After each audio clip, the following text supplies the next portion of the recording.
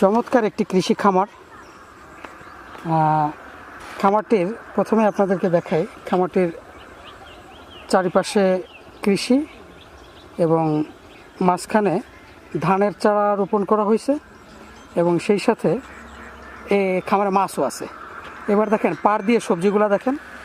প্রথমে পাকা পাকা টমেটো ঝুলে আছে এখানে, এই যে টমেটো দেখছেন, টমেটো, সেই সাথে সরিষা, পর্যাপ্ত পরিমাণে সরিষা। তার মানে একই সাথে আপনারা টমেটো দেখবেন, সরিষা দেখবেন, টমেটো দেখবেন, সরিষা দেখবেন। এবং আর কিছুদিনের মধ্যে, এখন যে আমের মুকুল দেখতে পাচ্ছেন, কিছুদিনের মধ্যেই এখানে আম ঝুলবে। মানে এই মৎস্য খামারের পাশে কিছুদিনের মধ্যেই আমও ঝুলবে এবং নারিকেলও ঝুলছে, দেখছেন নারিকেল।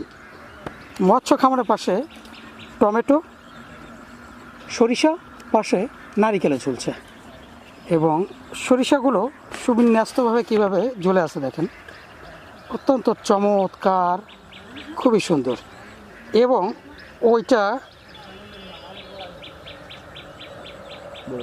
ওইটা কে পেয়ারা নাকি? পেয়ারা পেয়ারা পেয়ারা, এখানে পেয়ারাও আছে। এবং তার পাশেই এই দেখেন বড়ই, ঝাঁকে ঝাঁকে বড়ই, পর্যাপ্ত পরিমাণে বড়ই চলতেছে। তারপরে পুরো পাটটা ধরেই দুপাশে এত সুন্দর করে টমেটো, সরিষা, নিচে ধান, উপরে টমেটো, মাঝখানে সরিষা, নিচে ধান। এবং এই পাশেই মাছ মাছ এবং আপনারা যদি দেখেন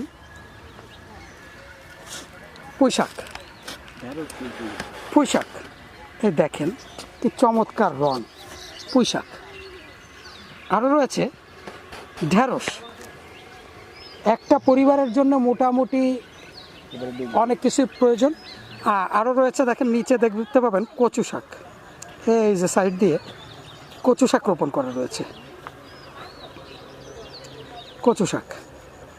এবং এখানে মাছও রয়েছে। আর এই যে রয়েছে বেগুন, এখানে রয়েছে বেগুন।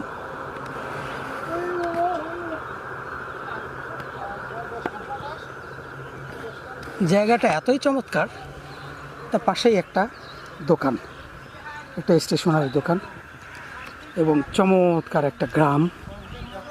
এই পাশে খাল,